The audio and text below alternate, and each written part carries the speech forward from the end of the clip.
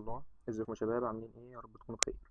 ان شاء الله نتكلم مع بعض النهارده في شابتر الرابع من ماده تمريض صحه المجتمع. وموضوع النهارده بامر الله من المواضيع السهله يعني. موضوع النهارده بعنوان الانفايرمنتال اند الاوكيبيشنال هيلث. عايزين نتكلم عن الصحه البيئيه والصحه المهنيه. كلام له كله علاقه اكتر بالبيئه وبالمناخ وبالتغيرات البيئيه يعني ايه الامراض اللي لها علاقه بالوظائف يعني. تمام. بسم الله الرحمن الرحيم. اول حاجه كده الانفايرمنتال هيلث، هنبدا طبعا بالانفايرمنتال هيلث وهناخد برضو النهارده الاوكيبيشنال هيلث. اول حاجه الانفايرمنتال هيلث اللي هي الصحه البيئيه. الصحه البيئيه دي مطلوب منك بس نبقى عارفين ايه من الموضوع ده. اول حاجه كده مطلوب من حضرتك تطلع لي من المحاضره دي.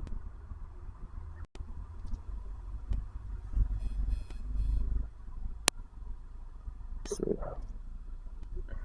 مطلوب من حضرتك يا دكتور نطلع من المحاضره دي ان احنا نبدا نعرف مصطلحات البيئه. تمام. ويعني ايه مصطلح الايكولوجي وايه معنى البايوسفير. تاني حاجه نشوف ايه اهميه تمريض الصحه البيئيه، ونحدد الاساسيات بتاع اللي قائم عليها تمريض الصحه البيئيه، ونحدد ايه الاريا اوف الانفايرمنتال هيلث، ونشوف ايه المشكلات بتاعتهم وايه المخاطر البيئيه، ونناقش نناقش الصحه البيئيه، واخيرا طبعا هنناقش دور حضرتك كتمريض في صحه البيئه. تمام. اول حاجه خالص معايا الانترودكشن. الانترودكشن هنا بيقول لي ايه؟ بيقول لي والله اول حاجه معانا، اول حاجه بيقول لي ان statistical theory suggests that nurse must be aware of environmental threat or factor that might determinately affect the safety and well-being of particular population or deprive them of access to resource necessary in the pursuit of health. يعني ايه؟ بيقول لك اول حاجه كده ان عندنا في نظريات بتقترح يعني ان احنا لازم نكون على درايه بالحاجات اللي بتهدد البيئه. تمام. ونبدا نكون عارفينها عشان خاطر نبدا نعمل منها وقايه ونبدا نتعامل مع الامراض اللي ممكن تحصل معايا من البيئه. بعد كده بيقول لك this awareness may include recognizing. اول حاجه من الوعي ده لازم نبدا الاول نعمل recognizing، نتعرف على المشكله دي. بعد كده ندي supporting and maintaining positive environmental influence، ونقدم معايا تاثيرات ايجابيه للبيئه.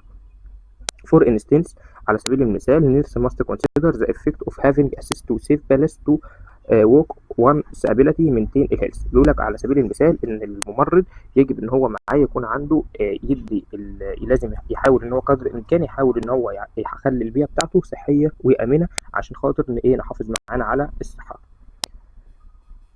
بعد كده معايا بقى شويه تعريفات كده، وهو اول حاجه معايا من التعريفات وهو علم البيئه. ايه هو البيئه دي؟ لما نقول لك عرف لي البيئه، البيئة is defined as all the external conditions, circumstances and influences surrounding and affecting the growth and the development of organism or community of organism. دي بتبقى عبارة عن كل الظروف والعوامل الخارجية، عبارة عن الظروف الخارجية والcircumstances اللي هي العوامل المحيطة and influences surrounding والتأثيرات المحيطة اللي بتأثر على حضرتك ككائن حي أو بتأثر معايا على المجتمع. يبقى دي أي عامل خارجي من البيئة بيأثر على حضرتك أو بيأثر على المجتمع، ده مصطلح البيئة. في عندي علم تاني اسمه بقى علم البيئه. يبقى احنا كده عرفنا البيئه نفسها. طب ايه هو علم البيئه؟ علم البيئه اللي احنا بندرسه ده او الناس اللي متخصصين في مجال البيئه ده بالعلم هيدرس ايه؟ هيدرس تفاعل الكائنات الحيه مع بعضها ومع البيئه. يبقى ده study how living things interact with each other and their environment. ده بيدرس التفاعل بتاعي انا كانسان مع مثلا الحيوانات، انا بستفاد من الحيوانات. طب ايه علاقه الحيوانات دي بالاسماك؟ طب ايه علاقه الانسان بالحياه البحريه؟ ايه علاقه الانسان ببعضه؟ تمام. بيبدا يدرس معايا العوامل تفاعل الانسان مع الكائن الاخر او تفاعل الانسان مع البيئه بشكل عام. في مصطلح تاني اسمه البايوسفير، والبايوسفير ده اللي هو معناه الغلاف الحيوي. كلمه بايوسفير، كلمه بايو يعني ايه؟ حياه، وكلمه سفير اللي هو الغلاف، فده معناه الغلاف الحيوي. وده بيكون عباره عن zone of earth where life is found is known as the World Health Organization defined environmental health as all the physical, chemical, biological factor external to person and all the related factor impacting behavior. ده بيكون عبارة عن الجزء من الأرض اللي احنا عايشين فيه.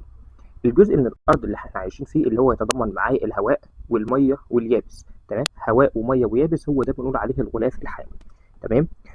اللي هي منظمة الصحة العالمية معانا قالت ايه؟ منظمة الصحة العالمية قالت إن كل العوامل سواء كانت فيزيائية أو حتى كانت كيميائية أو حتى كانت بيولوجية خارج جسم الإنسان، وكل العوامل المرتبطة بيها واللي بتأثر معايا على إيه؟ على سلوك الصحة. ده كله يتضمن تحت عنوان إيه؟ تحت عنوان معايا تحت معايا عنوان الغلاف الحيوي وعنوان الانفايرمنتال هيلث. يبقى تاني كده احنا خدنا 4 تعريفات. اول تعريف معايا وهو تعريف البيئه بشكل عام. البيئه دي عباره عن بنشوف الظروف الخارجيه والعوامل المحيطه اللي بتاثر على الانسان. طب والايكولوجي علم البيئه، انا هدرس ايه؟ ده العلم اللي بيدرس تفاعل الانسان مع الكائنات الحيه او تفاعله مع البيئه. طب والبايوسفير ده بيكون عباره عن جزء من الارض حيث الحياه بتكون موجوده عليه. الحيه دي اللي هي الميه والهواء واليابس. طب وايه تعريف الصحه البيئيه؟ تعريف الصحه البيئيه قال لك ده كل الحاجات الفيزيائيه والكيميائيه وحتى البيولوجيه اللي بتاثر على جسم الانسان او كل العوامل المرتبطه معاه بالسلوك والصحه. بعد كده معايا يقول لك الامبورتانس اوف انفايرمنتال هيلث فور نيرسينج. ايه اهميه الصحه البيئيه للتمريض؟ اهميه الصحه البيئيه للتمريض اول حاجه معايا الرول في النيرس ان بروميتنج هيلينج اند سيف انفايرمنتس فور بيبل. دور التمريض في توفير بيئه امنه وتعزيز الشفاء. اول حاجه دور حضرتك ان انت توفر بيئه امنه سيف انفايرمنتال وبروموتنج هيلينج وتعزز الشفاء. تاني حاجه النيرس ورك ويز ديفايرز بوبيوليشن ان هوم ورك بالانس اند كوميونتي. الممرضين بيشتغلوا مع فئات متنوعه. حضرتك بتشتغل، احنا خدنا تمريض صحه المدارس وتمريض صحه المنزل وتمريض صحه الاسره وتمريض صحه الام وتمريض صحه الطفل. فحضرتك بتتعامل مع ايه؟ مع فئات متنوعه سواء كانوا في البيت او حتى في الورك بالانس في اماكن الشغل او حتى في المجتمع. تاني حاجة النيرس are one of the most trusted professionals are able to communicate complex information to their patient and communities and interact with many other healthcare organizations. بيقول لي إن التمريض ده بيكون معايا من أكثر المهن الموثوقة. أكثر المهن الموثوقة ليه؟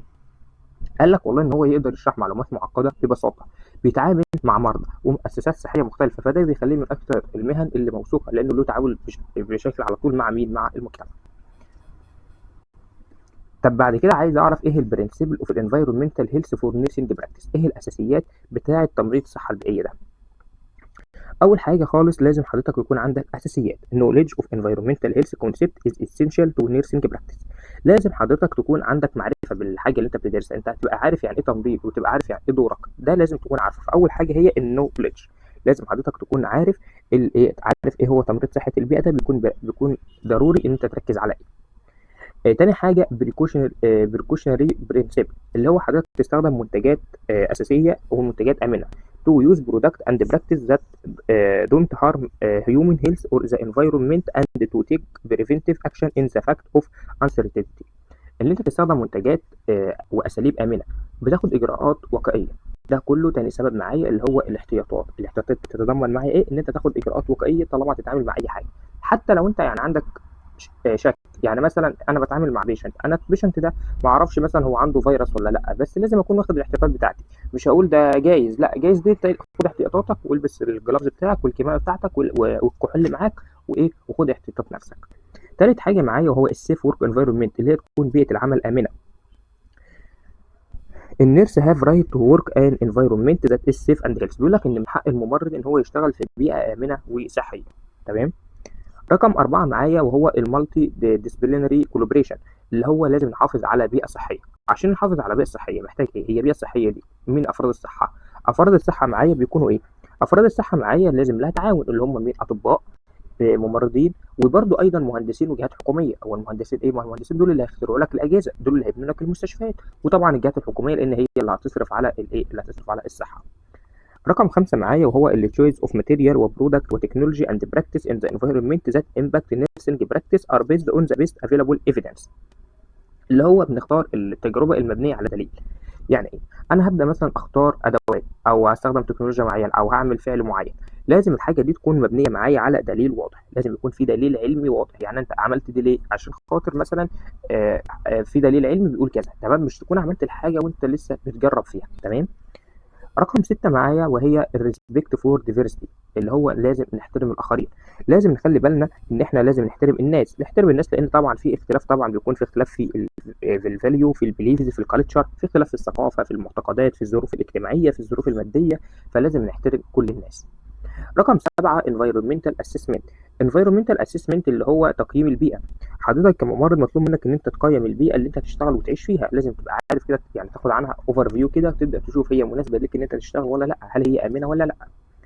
رقم 8 النيرس other health care worker patient and communities have the right to know relevant and timely information about the potentially harmful product, chemical pollutant and hazards to which they are exposed. من حق كل الناس ليها حق تعرف ايه هي المواد الضاره وايه هي الملوثات وايه هي المخاطر البيئيه. اي حد لازم تعرفه ان الماده دي ضاره، تمام، ان في حاجه اسمها ملوثات، ان في حاجه اسمها مخاطر بيئيه، فلازم الناس كلها لازم يبقى عندهم درايه بالكلام ده. يبقى من حق كل الناس ان هم يكونوا على درايه بايه هي المنتجات الضاره، ايه هي المواد الكيميائيه الضاره، ايه هي العوامل الملوثات، وايه هي المخاطر الطبيعيه الضاره. رقم 9 معايا وهي البارتيسيبيشن ان ريسيرش. البارتيسيبيشن ان ريسيرش ان الممرضين بيشاركوا معايا في ابحاث لتحسين البيئه الصحيه. النيرس براكتسيت ان ريسيرش تو بيست براكتس ذات بروموت ا سيف اند هيلث انفيرمنت. الممرضين بيشاركوا معايا في ابحاث عشان يحسنوا الحاله الصحيه. رقم 10 معايا واخر حاجه وهي الادفوكسي سبورت اللي هو الدعم. لازم ندافع عن الصحه البيئيه ونطبق المبادئ دي في الواقع، يعني الكلام ده مش بناخده على الورق، لازم حضرتك يبقى فيه سبورت، لازم يبقى فيه دعم، تمام. يبقى تاني كده معايا خدنا 10 حاجات، خدنا 10 حاجات مع بعض من الاساسيات بتاعه الاساسيات العمليه حضرتك كتمريض تشتغل في البيئه. ايه ال10 حاجات اللي تاخد بالك منهم؟ اول حاجه لازم تبقى عامل دراسه، يبقى عندك نولج، عندك معرفه، تمام. تاني حاجه لازم ان انت تبدا تستخدم منتجات امنه، لازم وتالت حاجه تكون البيئه نفسها امنه، تمام. رقم 4 معايا ان هو نستخدم الكولابريشن اللي هو يكون في تعاون ما بينك وما بين الطاقم الطبي. رقم 5 ان المنتجات بتاعتك تكون مبنيه على حاجه علميه، يعني تستخدم اداه، تستخدم تكنولوجيا، تستخدم اي اكشن لازم يكون مبني على دليل علمي، تمام. رقم 6 معايا وهو ان احنا نحترم الناس، لان في اختلاف في الثقافه، اختلاف في المعتقدات، اختلاف في الظروف الاجتماعيه. رقم 7 ان انت حضرتك رقم 7 معايا ان انت حضرتك لازم تقيم البيئه اللي انت هتعيش وتشتغل فيها. رقم 8 لازم ان تكون حضرتك على علم ويكون الناس كلها على علم ايه هي المواد الضاره وايه هي الملوثات وايه هي المخاطر البيئيه. رقم 9 قلنا ان انت ممكن تعمل ابحاث عشان تشوف مخاطر البيئه وتبدا تقدم الابحاث دي. ورقم 10 طبعا من بناء على المخاطر اللي انت شفتها والبحثات اللي انت عملتها تبدا تدي بقى دعم وتحاول تتكلم يعني حد من المسؤولين بحيث ان هو يحسن البيئه اللي انت فيها، تمام. بعد كده بيقول لك الاريا اوف انفايرمنتال هيلث. الاريا اوف انفايرمنتال هيلث اول حاجه معايا المناطق بتاعه الصحه البيئيه. بيقول لك يعني هنقسم البيئه دي كانها اماكن، تمام. تعالى بقى نشوف كل مكان مثلا كده. لما نيجي نشوف مثلا البيلت انفايرمنت عندي حاجه اسمها البيئه المبنيه. والبيئه المبنيه دي لما نيجي نعرفها يقصد بيها ايه؟ قال لك هو يقصد بيها البيلدنج، السبيس، البرودكت ذات ار كرييتد اور موديفايد باي بيبل انكلودنج الهوم، السكول، الورك بالاس، البارك رياكشن اريا، جرين واي، باسنس اريا اند ترانسبوريشن سيستم. يعني قال لك ان البيئه المبنيه، كلمه مبنيه دي اتخيلها ان هو حاجه الانسان له دخل فيها، الانسان له دخل فيها، شغل دراسات اجتماعيه اهو يا عم. ده حاجه انا كانسان انا اللي دخلت فيها. زي ايه؟ قال لك والله زي المباني، البيلدنج انا اللي بنيتها، السبيسز اللي هي ايه؟ اي مكان فاضي، اي فضاء اللي هو يعني فراغ فاضي، تمام. المنتجات مثلا زي مثلا المنازل انا اللي بنيتها، السكولينج، الورك بالاس، الحدائق، البارك اللي هي الاماكن الجرين واي، الاماكن الخضراء، ايه تاني طبعا الاريا وترانسبورشن ووسائل النقل وكل الحاجات دي، اي حاجه انت دخلت فيها، تمام. طب تفتكر كده ايه المشاكل اللي ممكن تواجهنا من هذه البيلت انفايرمنت؟ والله المشاكل مش انت عملت عربيات، العربيات دي تدخلك في ايه؟ العربيه دي هتدخلك في نويز، صوت العربيات على طول وصوت المصانع بيدخلك في نويز اكسبوجر، التعرض للضوضاء. ايربن كراودنج، طبعا في عربيات فدايما المكان تلاقيه مزدحم، تلاقي ان المناطق المدينه كده على طول مزدحمه، ايربن كراودنج، في ازدحام حضري. طبعا الانسان عمل ايه تاني؟ الانسان درانك درايفنج، يعني الناس اللي هم اخترت العربيه، في ناس بتسوق تحت تاثير المخدر او مثلا شرب كحوليات، فكده تحت تاثير الكحوليات دي مشكله. سكند هاند سموك، طبعا في الناس اخترعوا السجاير فالسجاير دي برضو مضره، وتكنولوجيكال هازارد، وفي طبعا مخاطر التكنولوجيا. تاني حاجه معايا وهي الورك ريليتد اكسبوجر اللي هو فيه تعرض المهني. التعرض المهني ده يقصد بايه؟ قال ان من اسم كده تعرض مهني يبقى ده حضرتك اتعرضت لخطر او تعرضت لمشكله اثناء العمل اللي هو اصابه عمل. occupational exposure to environmental hazards that can cause illness or injury، تعرض العاملين لمخاطر بيئيه اثناء العمل قد تسبب مرض او اصابه، تمام. يعني ايه؟ ناس مثلا اللي شغالين في الرمال، الناس اللي هم مثلا شغالين اللي هم بيستخلصوا الرمال، تمام. الناس دي او يشتغلوا مثلا الناس بتوع اللي بيجيبوا الرمله ويصنعوا منها الازاز، الناس دول ممكن يتعرضوا لماده اسمها اسبستوزيس، ودي ماده بتاثر على الجهاز التنفسي، تمام. ماده اسمها اسبستوزيس. في ناس اللي هم ممكن يتعرضوا لاجريكالتشر اكسيدنت، الناس اللي هم مثلا بيرشوا الارض الزراعيه، الناس دول ممكن يتعرضوا للتسمم بالمبيدات الحشريه، طبعا كنا خدنا نبذه عنها في في السموم بتاعه المبيدات الحشريه. رقم 3 اكسسيف اكسبوجر تو اكس راي، الناس اللي شغاله مثلا كطبيب اشعه او كتمريض خاص بالاشعه ممكن يتعرض معايا للاكس راي، الاشعه اللي هم بيعملوها دي، طبعا الاشعه دي تدخلك في سرطان. رقم 3 معايا وهي الاوت دور اير كواليتي اللي هو جوده الهواء الخارجي، او الدور اير كواليتي يعني جوده الهواء. بيقول لك ان البروكتيفنس اوف ذا اتموسفير لاير ذا ريسك اوف سيفير ويذر اند ذا بيوريتي اوف ذا اير فور بريسنج بيربس. بيقول لك مدى نقاء الهواء وتاثير العوامل الجويه على صحه الانسان. احنا بنشوف مدى نقاء الهواء وتاثير العوامل الجويه على صحه مين؟ على صحه حضرتك. طب ايه المشاكل؟ المشاكل دلوقتي ان الهواء ما عادش نقي زي الاول، ففي جازز بوليوتنت، في تلوثات غذاء، في جرين هاوس افكت، في عندنا دلوقتي اللي هو مشاكل احتباس حراري، في ديستراكشن اوف زون لاير، في اللي هو تدمير في طبقه غلاف الاوزون اللي خاصه بالغلاف الجوي، فدخلت لنا الاشعه الفوق بنفسجيه.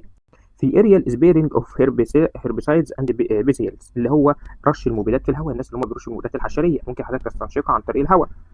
في طبعا الاسيد رين اللي هي الامطار الحمضيه، وفي نيوكلير فاسيلتي ايميجن اللي هو انبعاثات المنشات النوويه، الناس مثلا حد رمى قنبله، المصانع النوويه، المفاعلات النوويه، الانبعاثات بتاعتها. الهيلث هوم، الهيلث هوم اللي هو المنزل الصحي، وده معناه ايه؟ من اسمه كده ده يبقى احنا هنتكلم فيه عن ده اللي هو الافيلابيلتي اند السيفتي ستراكشر سترينث كلينليس ولوكيشن اوف شيلتر انكلودنج بابليك فاسيليتيز اند فاميلي دويلنج.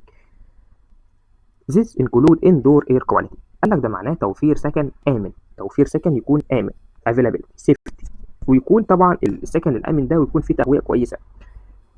السكن الآمن ده طبعا لما يكون فيه تهوية كويسة وفي كل حاجة فيه كويسة، ده ممكن نسميه اللي هو الاندور اير كواليتي. مش احنا خدنا الاول دور اللي هو الهواء الخارجي؟ قال لك هنعتبر ان المنزل ده هو الاندور اير كواليتي. خلي بالك عشان لما يجي سألك قال لك هو عايز مثلا كلمني عن الاندور اير كواليتي، يبقى تعرف اللي هو يقصد بيه الهيلثي هوم. تمام. طب ايه المخاطر بتاعه المنزل الصحي ده؟ اول حاجه دلوقتي المشاكل اللي عادت بتقابلنا وهي التشرد، الهوملينس. مش كل الناس دلوقتي عندها بيوت، في ناس متشردين، الهوملينس. الرودنت والانسكتسايد، الفئران، الحشرات والقوارض. تمام. البريزنس اوف ليد بيزد بين اللي هو ان الدهانات الدلوقتي اللي احنا الناس بيدهنوا دلوقتي، الدهان ده ممكن يحتوي على الماده اللي اسمها الرصاص، والرصاص ده ماده كيميائيه بتكون من المواد السامه. سيك بيلدينج سندروم، السيك بيلدينج سندروم في حاجه اسمها متلازمه المباني المريضه. unsafe neighbors اللي هو طبعا ممكن يكون جيرانك ناس مش كويسه، تمام، فبيأذوك. ريدن جاز سيبنج ان هوم اند سكول اللي هو تسرب غاز الريدون، تسرب غاز الريدون. يبقى احنا كده الصفحه دي لما نيجي نلخصها احنا الكلام اتفق معايا على 3 حاجات او 4 حاجات. اول حاجه معايا وهي البيئه المبنيه، والبيئه المبنيه دي قلت لك اي حاجه الانسان صنعها، عربيات، مدارس، مباني، مصانع، ودي مشاكلها من اسمها يبقى لها علاقه بالعربيات، يبقى ازدحام المدن، السجاير، القياده تحت تاثير الكحول، وطبعا التعرض للضوضاء. الورك ده الاصابات بتاعه العمل، ودي زي ما حضرتك مثلا تعرضت للاسبستوزز، اكس راي، او حتى المبيدات الحشريه. وفي الاوت دور كواليتي، الهواء ما عادش كويس. ليه؟ لان الهواء دلوقتي عاد فيه جاز بوليوتنت، عاد فيه احتباس حراري، عاد فيه تدمير لطبقه الايزون. طب اخر حاجه الهيلث هوم معايا اللي هو المنزل ده اعتبرناه اللي هو او الاندور اير كواليتي، الهواء الداخلي. طب ليه ما عندناش في عاد فيه مشكله؟ لان دلوقتي عاد فيه متشردين، فيهم لناس، ممكن يكون الجيران مش كويسين، ممكن يكون في قوارض، ممكن يكون دلوقتي في اللي هو الدهان اللي على الحيطان في ماده الرصاص السامه. بعد كده معايا ايه؟ قال لك بعد كده عندك حاجه اسمها الووتر كواليتي. نكمل. ايه هو الووتر كواليتي؟ الووتر كواليتي ده اللي هو جوده الميه. طب جوده الميه دي فيها ايه؟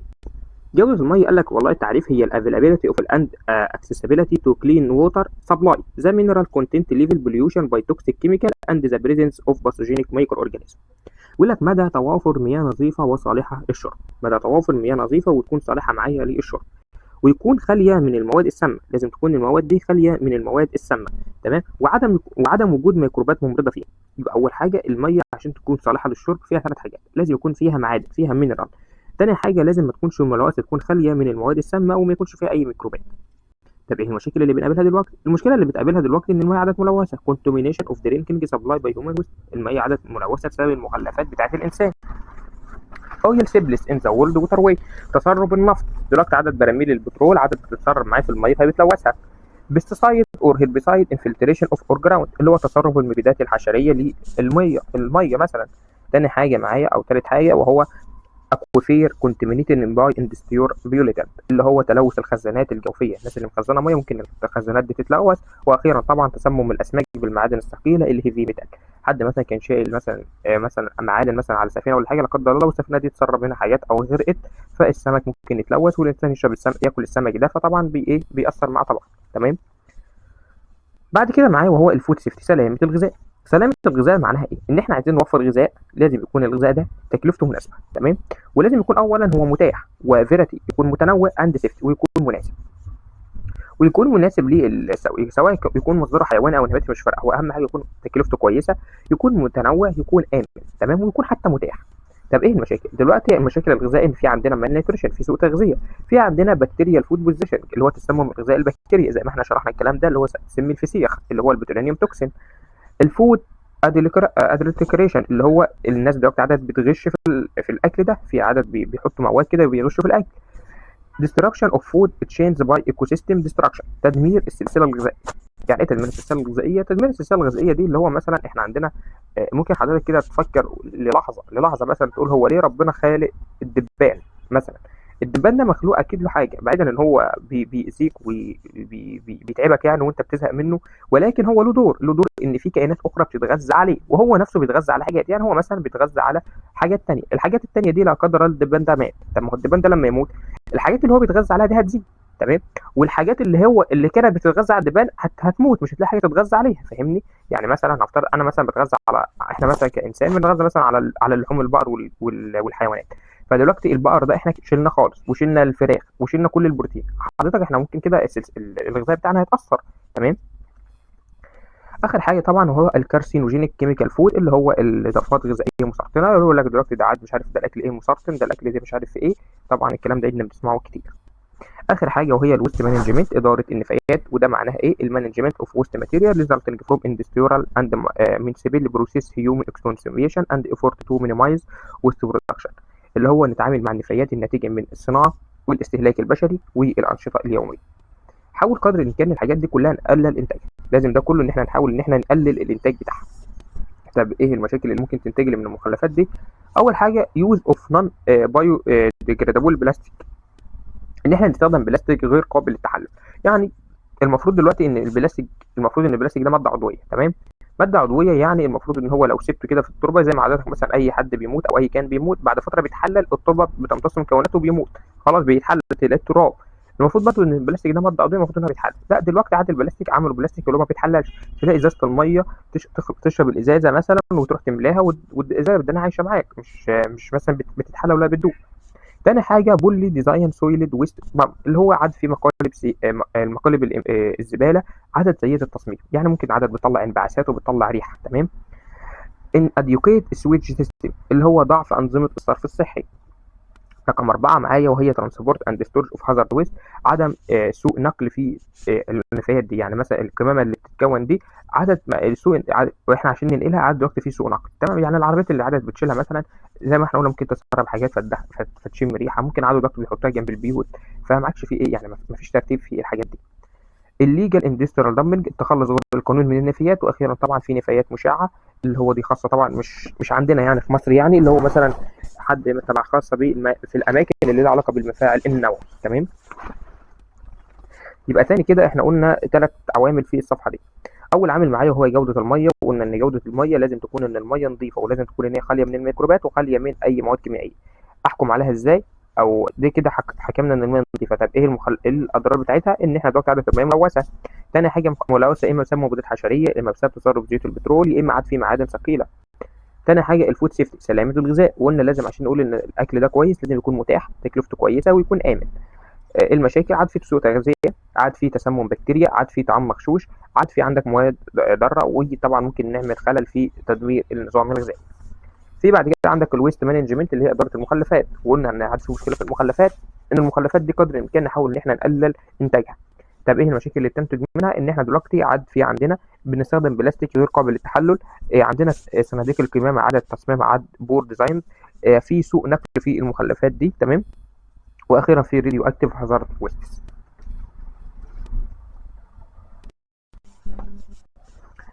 بعد كده معايا بقى عايز يكلمني عن الافكت اوف انفايرمنتال هازارد، اللي هو ايه؟ عايز يكلمك عن تاثير المخاطر البيئيه. تاثيرات المخاطر البيئيه اول حاجه بيقول لك ان مي بي جنرال اور سبيسيفيك، يعني ممكن تكون حاجات بشكل عام او حاجات سبيسيفيك. اول حاجه معايا في عندك جنرال افكت. جنرال افكت اللي هي تاثيرات عامه، والتاثيرات العامه دي يعني من اسمها يعني بتاثر على المجتمع كله. تمام، دي بتاثر معايا على المجتمع كله بشكل واسع. دي زي ايه؟ زي الان امبلويمنت، البطاله المرتفعه، زي الدروث اللي هو الجفاف، زي مثلا الاكستنسيف سموج كفر افكت ذا بابليك جنرالي اللي هو الضباب الدخان. تمام، اللي هو الدخان بتاع المصانع، ده كله بيأثر على البيئة كلها، مش بيأثر على حضرتك بس. فده زي البطالة، زي الجفاف، زي أي مخاطر بيئية، زي الزلازل، زي الكوارث. تمام. في عندك بقى سبيسيفيك افكت. السبيسيفيك افكت ده اللي هي تأثيرات خاصة، ودي بتأثر على فئات معينة. زي إيه؟ قال لك الفئات المعينة دي يعني مخصصة بناس معينة، زي مثلا إنها تأثر على كبار السن، اللي هو الناس كبار السن دول بيكون عندهم مشاكل مثلا في الوركر اور الكينز، اللي هو عنده مشاكل في الحركة وفي السكن، يعني ما بيعرفش يتحرك، عنده ضعف في الحركة. تمام، فمحتاج حد يساعده. تاني حاجة عمال الكهرباء occupational risk of electrical line repair worker، الناس اللي هم شغالين في الكهرباء، سواء شغال تبع المحولات الكبيرة أو شغال حتى كهربائي اللي هو في المنازل، دول بيكونوا أكتر عرضة إن هم ممكن يتعرضوا معايا للإصابات بسبب إن هو واحد بيتعرض لكهرباء. الأطفال، الأطفال ممكن لا قدر الله، أنت عارف أي طفل صغير بيلاقي أي حاجة بياكلها، فممكن إن هو ياخد مثلا شوية رصاص. الرصاص ده طبعا بيكون مادة سامة، الرصاص ده اللي هو القلم الرصاص. تمام، ياكل القلم الرصاص ده، الرصاص ده مادة سامة، فلو كانوا ممكن طبعا يأثر معايا على المخ ويعمل لك مشاكل. بس كده المرض هنا أثر على مين؟ أثر على الأطفال، يا إما أثر على كبار السن، يا إما أثر معايا على الكهربائيين. فده كده بشكل عام نقول عليه إن هو سبيسيفيك، لكن لو أثر على المجتمع ككل نقول عليه إن هو جنرال إفكت. بعد كده عندك الديجري اوف الهيلث افكت فروم انفايرمنتال اكسبوجر، اللي هي درجات التاثيرات، درجات التعرض ل درجات التاثيرات الصحيه من التعرض للبيئه. اول حاجه معايا ايه؟ اول حاجه معايا الانفايرمنتال هيلث افكت.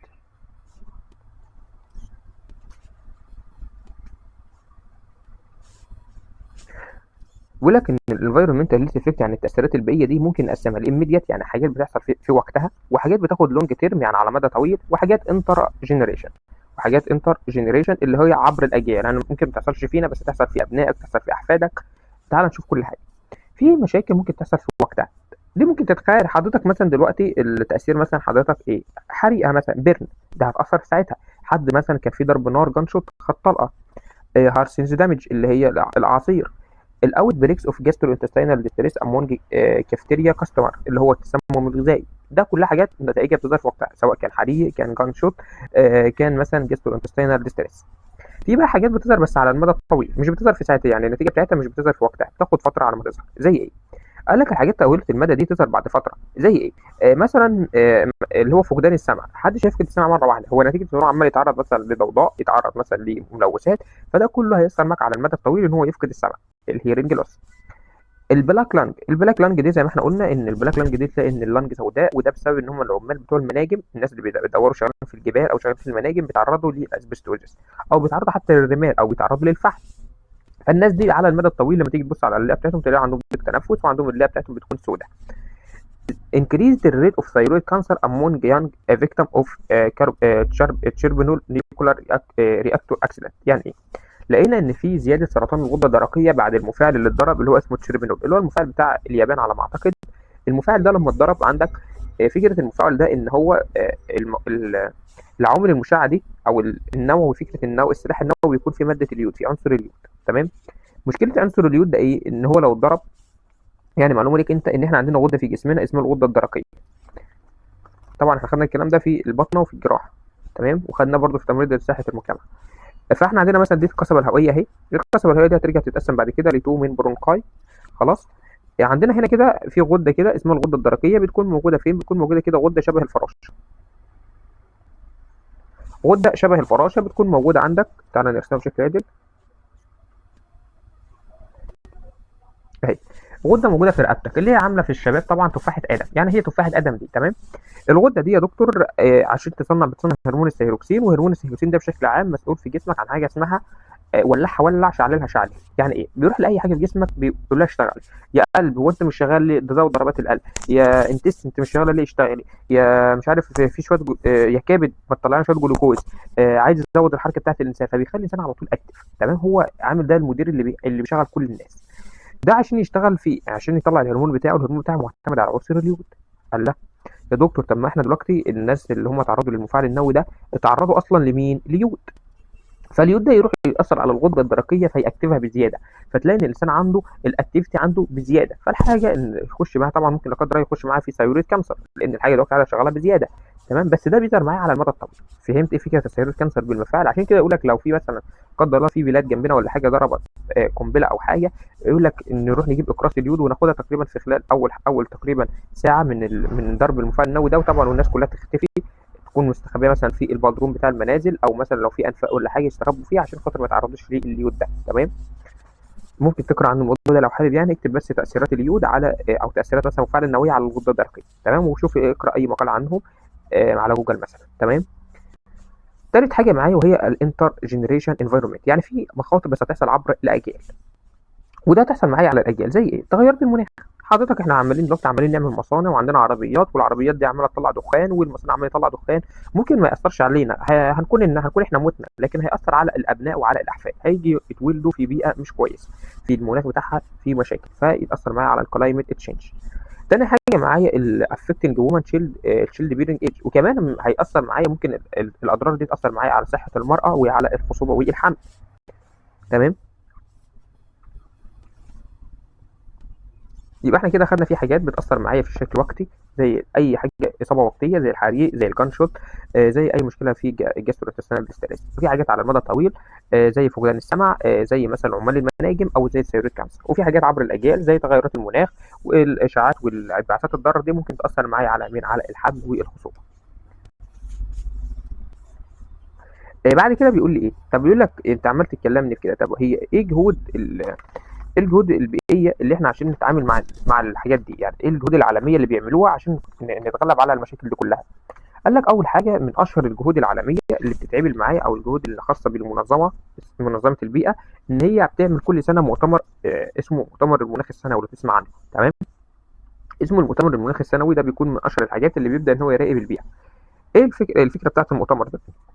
الفكره بتاعت المؤتمر ده ان هو بيبدا يحاول يشوف تقدم الدول في مواجهه التغير المناخي، يعني في كام دوله بتشارك فيه، كل دوله بتقدم هي ايه التغيرات المناخيه اللي حصلت في السنين اللي فاتت والعصر الحالي، ويبدا يقارنوا ما بينهم. بيتفاوضوا على لو في حلول دوليه مشتركه، يحاولوا يعني يعملوا انهم يحاولوا يقللوا تركيز الغازات، يحاولوا ان هم يعني قدر الامكان يحاولوا ان هم يتجنبوا دخان المصانع، يحاولوا ان هم يحافظوا على البيئه. تمام، فالمؤتمر ده بيتعمل كل سنه. بعد كده معايا النيرسنج رول ان انفيرمنتال هيلث، اللي هو دور التمريض بقى في الصحه البيئيه. احنا كده عمالين نتكلم عن البيئه بس ما اتكلمناش بقى عن دور التمريض. دور التمريض معايا له 8 ادوار. اول دور معايا زي ما احنا قلنا ان هو بيدافع عن الصحه، الادوفكسي. آه الادوفكسي اللي هو الدفاع عن الصحه. لازم حضرتك بسم الله. اول حاجه معايا النيرس ماست ورك with the public to promote more strength، يعني ان الممرضين يجب ان هم يعملوا بشكل عام عشان يعززوا قوه الصحه بتاعتهم. رقم 2 معايا وهي ايه؟ رقم 2 بيقول لك الاكتيف انفورسد انفايرمنت ليجيليشن اند ريجوليشن، ان هم يحاولوا ان هم يحسنوا التنظيمات البيئيه، ويحاولوا ان هم يسعوا جاهدين ان هم يحسنوا البيئه. تمام. رقم 3 الاكشن must include not only national but also worldwide environment، لازم ان الاجراء اللي احنا هناخده ما يكونش لوكال، يعني ما يكونش محلي، لازم يكون على مستوى العالم worldwide. الانفايرمنتال كونسيرن فور كلين اير كلين ووتر اند فريدم، بيقول لك ان التركيزات البيئيه بتركز معايا على ان احنا عايزين هواء نظيف، مياه نظيفه، وفريدم اللي هي الحريه. رقم 5 فروم نوكسس كيميكال ماست بيكام نيرسنج كونسيرن، لازم طبعا يشوفوا ايه المواد الكيميائيه الضاره دي، ويحاولوا ان هم يشوفوا لها حل. تمام. يبقى رقم 5 معايا ان هو لازم يشوفوا ايه المواد الضاره دي، عشان بيقول لك ان اي تلوث عالمي ده ممكن ياثر على كل الناس. رقم 6 معايا وهي الكوميونتي هيلث نيرس كان بي كاتالايز تو ني بورد افورت تو بروديوس سيف لايفنج انفايرمنت، بيقول لك ان التمريض صحه المجتمع حاول ان هو قدر الامكان ان هو يوفر بيئه كويسه. طب هيوفر البيئه الكويسه دي ازاي؟ اول حاجه لازم يدي دعم للعداله الصحيه، لازم يحمي الفئات الضعيفه، يعني لازم اللي هو يقدم الدعم ويحسن المسؤوليه البيئيه اللي هو اتحط فيها. رقم 7 معايا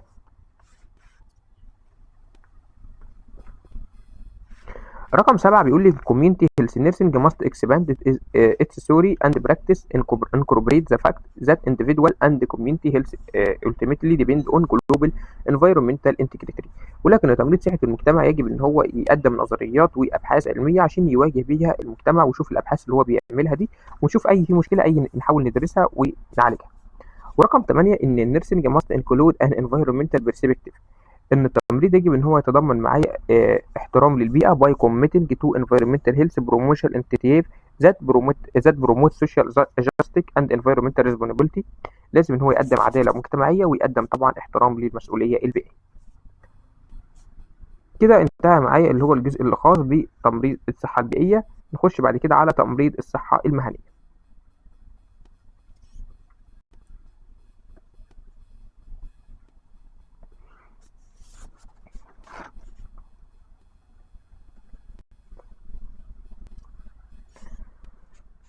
ايه هو تمريض الصحة المهنية؟ او عايزك تطلع من الشابتر ده عارف ايه؟ اول حاجة عايزك تطلع من الشابتر ده تعرفني يعني ايه تمريض صحة مهنية. تاني حاجة تبدأ ان انت تحدد ايه خدمات تمريض الصحة المهنية. ايه هو الاوكيوبيشنال هيلث نيرسينج سيرفاي. انيوميريت البايورولوجيز ان اوكيوبيشنال هيلث نيرسينج، انت تحدد الاولويات. بعد كده ديسكاس تايب اوف اوكيوبيشنال هازارد، ان انت تشرح انواع المخاطر البيئية. وديمونستريت السكيلز تو اوكيوبيشنال هيلث نيرسينج، ان انت تطبق مهارات التمريض المهني. تعالى نبدأ نشوف الانترودكشن. اول حاجة معايا بالنسبة لي الانترودكشن،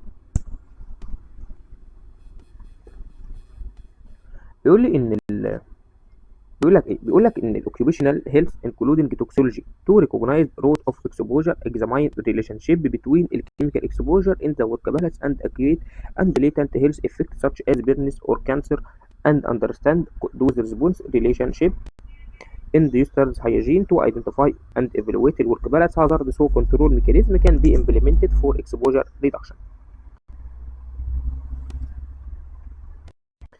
اول حاجه معايا بيقول لك ايه هو علم السموم. علم السموم ده بيكون العلم اللي بيحاول نفهم بيه طرق التعرض معايا للمواد الضاره. نحاول نربط العلم ده ان هو اي ماده سامه، سواء كان الماده دي طبعا طريقه كيميائيه، سواء كانت الماده دي مثلا بيرنينز، ماده حاده زي تاثير البيرنينز، او مثلا حاجه لها علاقه بالكانسر. تمام، ونحاول نفهم ايه التاثير بتاعها. تاني حاجه معايا الاندستر هيجين، اللي هي الصحه الصناعيه، اللي هو خاصه بالصحه، وده نحدد المخاطر بتاعه البيئه بتاعه العمل، نشوف ايه المخاطر في البيئه بتاعه العمل ونقيم المخاطر دي ونحاول نحط اجراءات عشان نقلل هذا التعرض. عندي بعد كده السيفتي، اللي هي السلامه المهنيه. السلامه المهنيه دي المطلوب منك ان انت تبدا تحاول تمنع الاصابات، تستخدم وسائل حمايه، تدرب العمال على السلامه المهنيه. بعد كده معايا الاورجانيمسيس، ده بيكون معناها ايه؟ ده بيئه العمل المناسبه، ودي ان احنا نحاول نعمل تكييف الشغل حسب قدرات العامل، يعني كل واحد يعمل الشغل على قد قدراته. تمام، ونحاول نقلل الاجهاد والاصابات ونحسن الاداء والانتاجيه. بنحاول ان احنا كل واحد يعمل الشغل بتاعه على قد قدراته، بنحاول ان احنا نقلل الاجهاد وبالتالي نحسن مع بعض الانتاجيه.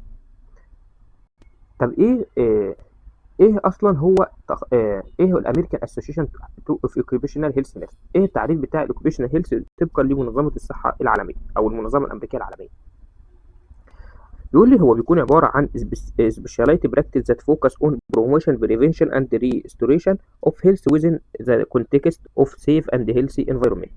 بيقول لي ان هو عباره عن تخصص من تمريض الصحه العامه، بيهدف معايا الى تعزيز الصحه، البروموشن والبريفنشن والوقايه واستعاده الصحه، ريستوريشن، داخل بيئه عمل امنه وصحيه. رقم 2 معايا بيقول لك it includes the prevention of adverse health effects from occupational and environmental hazard، وده يتضمن معايا الوقايه من المخاطر الصحيه والمخاطر المهنيه.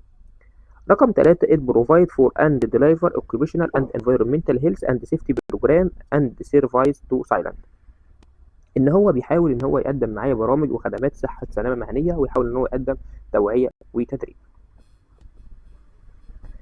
تعالى بقى نشوف الاوكيوبيشنال هيلث نيرسينج سيرفيس، الخدمات بتاعت ايه. نبدا نشوف مع بعض الخدمات بتاعت التمريض الصحه المهنيه. طبعا معانا يعني صفحتين من الخدمات، ركز بقى معانا كده. اول حاجه من الخدمات دي وهي معايا الورك بالانس سيفتي هيلث. الورك بالانس سيفتي هيلث ده اللي هو معناها التوفير بيئه عمل امنه وصحيه، ولما حضرتك توفر بيئه عمل امنه وصحيه ده ساعتها هيعمل لك وقايه من الامراض. تمام، هيمنع الاصابات المتكرره، هيبدا نحاول نعمل تحكم في الانفكشن. تمام. رقم 2 معايا الامرجنسي ميديكال ريسبونس، اللي هو الحالات الطوارئ، استجابه لحالات الطوارئ. لازم يكون عندنا غرفه اسعاف، لازم يكون عندنا ادوات، لازم يكون عندنا بروتوكولات. رقم 3 وهي الفيرست ايد ريسبوندر سيلكشن اند تريننج، اللي هي معناها اللي هو زي ما احنا قلنا دي اللي هي الاسعافات الاوليه. تمام. رقم 4 معايا خلاص احنا قلنا بقى الفيرست ايد ريسبوندر والفيرست ايد سبيس وسبلاي. بعد كده عندك ديزايننتد ميديكال ريسورس فور انديكيتد ريسبونس، ان احنا نحاول نصمم حاجات خاصه بالمصادر الطبيه للاستجابات الفوريه. تمام.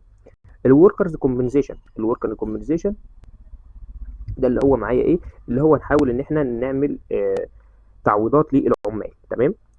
كونفيدنتي اوف ميديكال ريكورد، اللي هو نحاول ان احنا نوثق كل حاجه خاصه بالمجال الطبي، نحافظ على سريه البيانات، نسجل الاصابات والامراض، ونلتزم بالقوانين.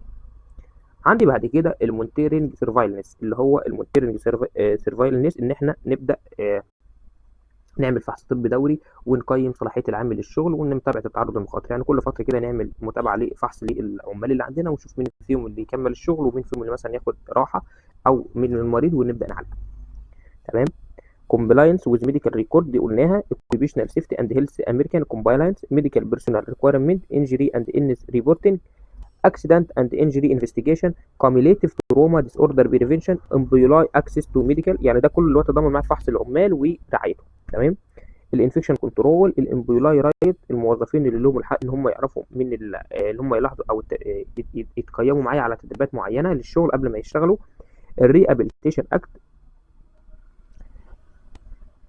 الريابيليتيشن اكت، الهانديكاب، البريبليسمنت، الفتنس فور ديوتي ايفالويشن، اللي هي الوسائل اللي هي بتكون وسائل الحمايه معايا. تمام. تاني يبقى تاني كده من الاول عشان ما نتوهش من بعض. اول حاجه قلنا لازم يكون عندي بيئه عمل امنه وصحيه. تاني حاجه emergency medical response، ان احنا يبقى في عندنا استجابه طبيه للطوارئ.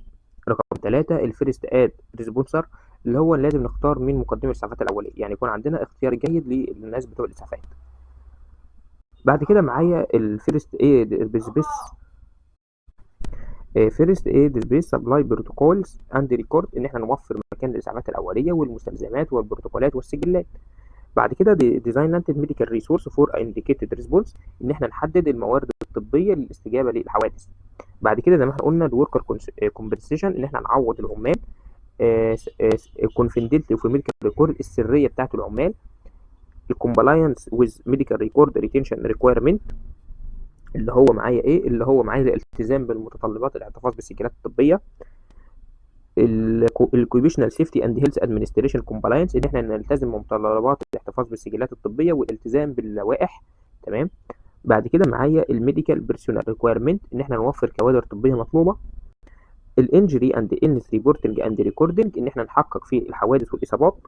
اكسيدنت اند انجري انفستيجيشن، التحقيق في الحوادث والاصابات. وطبعا الانجري والانس ان احنا نشوف نبدا نعمل تقرير عن الاصابات والامراض. الكوميليتيف تروما ديس اوردر بريفنشن، اللي هي الوقايه من اضطرابات الاجهاد.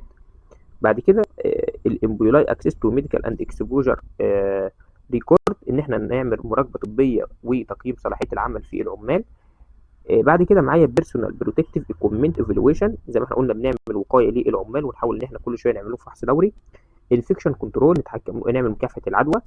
امبلوي رايت تو نو اكت نوتيفيكيشن اند تريننج، ان احنا نلتزم بقانون ان احنا لازم نلتزم بقانون حق الموظف، يعني احنا نعرفه اي مشكله. ثاني حاجه كومنت رايت تو نو اكت كومبلاينس، الالتزام بحق قانون حق المجتمع في المعرفه. الريابيليتيشن اكت هانديكاب ريبليسمنت فيتنس فور ديوتي ايفالويشن اكوموديشن، الالتزام بقانون اعاده التاهيل. تقييم الاعاقه، ان احنا التقييم قبل التوظيف، نعمل تقييم اللياقه للعمل. توفير التكييفات المناسبه، يعني لازم نعمل اللي هو الكشف الطبي اللي بيتعمل لكل موظف الاول. ديبارتمنت اوف ديفنس، ديبارتمنت اوف ترانسبورشن نيوكلير ريجوليتوري كوميشن اوف اند دراج فري ورك بالانس اكت كومبلاينس، الالتزام باللوائح بتاعه وزاره الدفاع، وزاره النقل، لجنه التنظيم النووي، قانون بيئه العمل. البوليسي ديفلوبمنت، تطوير السياسات. دراج اويرنس اديوكيشن، لازم يبقى عندنا توعيه بمخاطر الدراجز اللي هي المخدرات.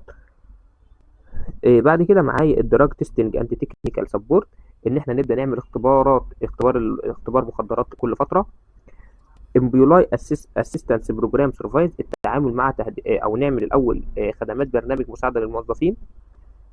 seriate of violence and duty war، ان احنا نحاول نتعامل مع العنف ونحاول نهدد، يعني نحاول نشوف الناس اللي بيعملوا العنف نحاول نتعامل معاهم ونوجه بالتحذير. state and local public health regulation، الالتزام بلوائح الصحة العامة المحلية والخاصة بالمكان اللي احنا فيه. nursing practice act، الالتزام بقانون مزاولة مهنة التمريض. و board of pharmacy and drug informants agency regulation، الالتزام بلوائح مجلس الصيدلة وهيئة مكافحة المخدرات. يبقى دي كده ممكن نختصرها كلها ان احنا بنحاول نعمل تقييم للمرضى، نحاول ان احنا نلتزم بقوانين الصيدله، القوانين مزاوله المهنه للتمريض، قوانين وزاره النقل، قوانين وزاره البيئه. ايضا برضه نبدا نعمل فحص دوري، نحاول نهدد العود، نحترم حق المريض، نحترم حق المجتمع. تاني حاجه ما ننساش سريه المريض وتعويض العمال، ونهتم بالفيرست ايد. يعني دي كده بشكل مختصر معايا الحاجات دي كلها. طبعا هي لسه ما خلصتش للاسف، فنرجع نكمل تاني. نرجع نكمل معانا. بعد كده بيقول لي ال containing professional education required for listeners survive often mandated by company policy، ان احنا نحاول ان احنا نعمل تعليم مهني مستمر، نهتم بالتعليم المهني المستمر. وبيقول لك ان بعد كده ان لازم نهتم بالتعليم، نهتم بالكلينيكال سوبرفيجن اون سايت هيلث سيرفايز، اللي هو نعمل اشراف كلينيكي على الخدمات الصحيه. الهيلثي استراتيجي ديفلوبمنت، ان احنا نهتم باستراتيجيه الصحه. اللون ده مش هتشوفوه. هيلث سيرفايز ستاندرد، نحط معايير خدمات الصحه. نهتم بمعايير السبيس والستافنج والاوبريشنال، نهتم بمعايير الاماكن والكادر اللي احنا فيه واماكن التشغيل. occupational illness and injury assessment diagnosis treatment refer، ان احنا نقيم ونشخص ونعالج ونحاول نحول الحالات والامراض الاصابات المهنيه. non-occupational illness and injury assessment diagnosis treatment and refer، نقيم ونحول الحالات اللي هي غير مهنيه برضو. disability and return to work evaluation and accommodation، الديسابيلتي اللي هي معناها هنا نحاول ان احنا نعمل تقييمات للاعاقه والعوده للعمل وتوفير التكيفات المناسبه للناس اللي عندهم اعاقه. impaired employee fitness for duty evaluation، نقيم صلاحيه العامل اللي هو غير قادر ان هو يؤدي في العمل بشكل كويس. البري بليسمنت ايفالويشن اند ميديكال اكوموديشن، زي ما احنا قلنا بنعمل تقييم قبل التوظيف والتكيفات الطبيه. هاند سيب ايفالويشن، التقييم للاعاقه. الامبلوي اسيستنس بروجرام، بنقدم لهم برنامج مساعده للموظفين. international health travel medical advocacy and immunization، بنهتم بمعايير برنامج الصحة الدولية، اللي هي مثلا حد هيسافر لازم ياخد تطعيمات، ياخد استشارة طبية. data collection and analysis، بنجمع البيانات. medical conciliation، استشارة طبية. و pregnancy placement in hazardous environment، التعامل مع الحوامل، لازم نبقى عارفين ازاي نتعامل مع الحوامل في البيئات العامة الخطرة. والتعليم والتطوير المهني professional education. والايديت اند الكواليتي اشورنس، اللي هي المراجعة وضمان الجودة. تمام، يعني ما اعتقدش ان السؤال ده هيجي لكم يعني. تمام، وده كله تقريبا يعني للقراءة، ان انت تبقى فاهم بس ده كله. تمام. بعد كده بقى معايا ايه؟ بعد كده عندك البرايورتيز ان اوكيبيشنال هيلث نيرسينج، اللي هي الاولويات في تمريض الصحه المهنيه. اول حاجه معايا من الاولويات في تمريض الصحه المهنيه، الاولويات كده نرتبها. اول حاجه اللي هي الافكتيفنس برايمري هيلث كير ديليفري ات ورك سايت، ان احنا نحسن الرعايه الصحيه داخل مكان العمل. دي اول حاجه، يعني المكان اللي احنا فيه نحاول نحسن فيه الرعايه الصحيه. تاني حاجة معايا وهي الهيلث بروميشن، إن إحنا نبدأ نعمل تعزيز أو تقييم فعالية برامج التوعية. effectiveness of health promotion nursing intervention strategy، اللي هي نعمل تقييم فعالية البرامج التوعية الصحية. رقم 3 nature and effect of stress and work balance stressor on work health، إن إحنا نبدأ نعمل دراسة تأثير الضغط النفسي على العاملين. رقم 4 معايا strategize that minimize work related adverse health outcome respiratory disease، نحاول ان احنا نقلل الامراض المرتبطه بالعمل. اشهر حاجه اللي هو الجهاز التنفسي، الناس اللي شغالين في متعرضين للتراب، متعرضين للمناجم، الناس اللي شغاله في البناء، دول معرضين اكتر للريسبيراتوري ديزيز. الهيلث افكت ريزلت فروم كيميكال اكسبوجر ان ذا ورك بالانس، نحاول نفهم تاثير المواد الكيميائيه على الصحه. بعد كده معايا رقم 6 معايا الاوكيبيشنال هازاردز اوف هيلث كير وركر لاتكس الرجي اند بلاد بورن باثوجين، في مخاطر العاملين في المجال الطبي. الناس اللي شغاله في المجال الطبي ممكن يبقى عندهم حساسيه من اللاتكس. اللاتكس ده اللي هي الجلافزات، الماده الطبيه اللي بيصنعوا منها الجلافز. تمام. الجلافز ده في ناس ممكن يجي لهم منه حساسيه، طب فده كده كل ما يلبس الجلافز يجي له منه حساسيه، فلازم نبقى عارفين المشكله دي عشان نحاول ايه نبقى نشوف لهم بديل مكانه يعني. او الناس اللي هم طبعا العدوى اللي بتتنقل عن طريق الدم، لازم يبقى عندنا يعني وعي ان احنا نعرف الناس ان في عدوى بتنتقل عن طريق الدم. factors that influence worker rehabilitation and return to work، ان احنا نحسن عودة العامل بعد الإصابة. تمام. رقم 8 effectiveness of ergonomic strategy to reduce worker injury and illness، نحاول ان احنا نقلل الإصابات عن طريق تحسين بيئة العمل. و health effect resulting from interaction between the aging and the work balance hazard. طبعا احنا عارفين ان كل ما الشخص بيكبر كل ما معدله في الشغل بيقل، فلازم نبقى عارفين نعمل دراسة كده تأثير التقدم في العمر على تحمل العمل، يعني كل ما الراجل ده مثلا صحته كويسة فيقدر يأدي كويس ولا لا، بحيث ان هو لو كده ممكن نطلعه معاش مبكر، او مثلا ايه يعني نغير له طبيعة العمل اللي هو بيشتغل. تمام. نرجع نكمل معايا بعد كده، بيقول لك الايفالويشن اوف سيرتيكال باثواي تو افكتفلي امبور وركر، ان احنا نبدا نعمل تقييم مسارات الرعايه. السيرتيكال باثواي الهدف منها ان احنا نحسن صحه وسلامه العاملين، نعمل تعافي سريع، نعمل ضمان عوده امنه للعمل. رقم 2 معايا الهيلثي اند سيفتي انهانس ماكسيمم ريكفري اند سيف ريتيرن تو ورك، اللي احنا زي ما احنا قلنا ان احنا بنحاول ان احنا نعمل ريكفري، اللي هو نحسن صحه او نسرع التعافي بتاع الناس اللي هم المصابين. evaluation of intervention strategy to improve worker health safety، ان احنا نعمل تقييمات فعاليه التدخلات التمريضيه، اللي هو مثلا نعمل برامج وقايه، نعمل تدريب صحي، نحسن بيئه العمل. بعد كده معايا بقى الاستراتيجي فور increasing compliance with or motivating worker to use personal protective equipment، نشجع الناس ان هم يستخدموا معدات وقائيه. ازاي نتعامل مع بعض، ازاي نتعامل في حالات الطوارئ، وامباكت اوف occupational healthness intervention on worker compensation claim، اللي هو نبدا نحاول نقلل التعويضات ونقلل الاصابات ونقلل الغياب عن العمل. بعد كده عندك الاوكيبيشنال هازارد اند اسوشيتد هيلث افكت، اللي هي المخاطر المهنيه. اول حاجه من المخاطر المهنيه هو الجدول ده، ونبقى خلصنا الموضوع بتاعنا. تمام. الكلام الجدول ده يعني بامر الله هيكون سهل معانا. البيولوجيكال اللي هي المخاطر الحيويه. ايه الحاجه اللي لها علاقه بالحاجه الحيويه؟ طبعا الدم، يعني ممكن نتعرض لدم او نتعرض لبادي فلويد. المخاطر بتاعتها طبعا ممكن يكون الدم بتاع العيان ده شايل بكتيريال، شايل فانجاي، شايل فيرال انفكشن. تمام. تاني حاجه معايا متعرض لمواد كيميائيه زي السولفنت اللي هي المذيبات، والمذيبات دي ممكن تدخلك في صداع، هيديك، وسنترال نيرفس سيستم. طبعا تعرف كل حاجه ايه المشكله بتاعتها. الليد تسمم رصاص بيأثر لك على البرين، يدخلك في مشاكل في السنترال نيرفس سيستم ديستريبيوتس. الاسبستوز، قلنا ان الاسبستوز دي ماده بتاثر معايا على اللنج، بتعمل لك مرض اسمه اسبستوز، وده بيأثر على اللنج، بيخلي لون اللنج كده بيكون لونها بلاك، لونها اسود. الاحماض الاسيدز، طبعا الاسيد بتعمل لك حروق بيرنس. الجليسرول ايزر اللي هي الجليسرول ايزر ده ممكن تدخلك في مشاكل في الريبرودكتيف بروبلم، اللي هي مشاكل في الانجاب.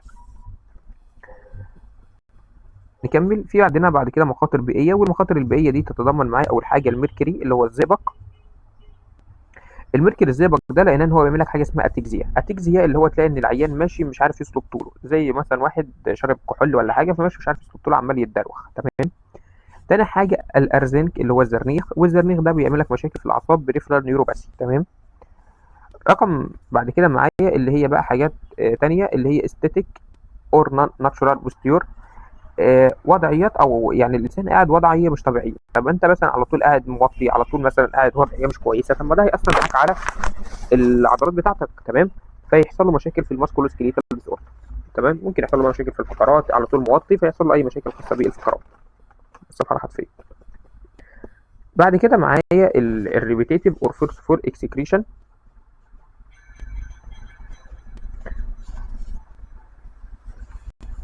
بسم الله راحت فين؟ الريبيتيتيف او فورس اكسكريشن ان هو الناس اللي على طول بتوطي ممكن يتعرضوا معايا لاصابات في الظهر. اللايتنج اللي هو رفع الاوزان، او لا سوري الضوء معايا بيقدم معايا لهيديك صداع واي سترين، لو بتبص على الضوء على طول تخش معايا وتحس بالصداع. الشيفت ورك ان انت مثلا عملت شيفت، مثلا انت شغال على طول في الشغل بتاعك شيفت صباحي، لا انت قلت النهارده اروح مسائي، طب ما ده يعمل لك مشاكل في النوم، سليب ديس اوردر. الكتريكال ممكن تتعرض لكهرباء. سليبس اند فولز لا قدر الله تعرضت كنت طالع على سلم ووقعت، طب ما ده ياثر معاك على الماسكولوسكليتال كونديشن. struck by against object ممكن تعرض معايا لإصابة، أي جرح أو أي حاجة تدخلك في إصابة. تمام. بعد كده عندك المخاطر بقى الفيزيائية دي قال لك تتضمن معايا نويز اللي هو الضوضاء، تدخلك طبعا الضوضاء ممكن تدخلك في مشاكل في السمع هيرنج لوس. راديشن إشعاع يدخلك في مشاكل زي ما احنا قلنا في الكانسر، ويدخلك في ضعف في الصحة الجنسية. فايبريشن الاهتزازات دي هتدخلك في الفايبريشن، هتدخلك في الراوند ديزيز، مرض اسمه الريونيد ديزيز. الهيت الحراره دي هتدخلك معايا في هيت اوكسيوشن او هيت ستروك، ممكن تدخلك في ضربه شمس. تمام. الستريس معايا الضغط ممكن يدخلك طبعا فيه قلق وتوتر، انكستي رياكشن اند فيريتي اوف فيزيكال سيمبتوم. تمام. بعد كده عندي السكيلز اوف اوكيبيشنال هيلث نيرسينج،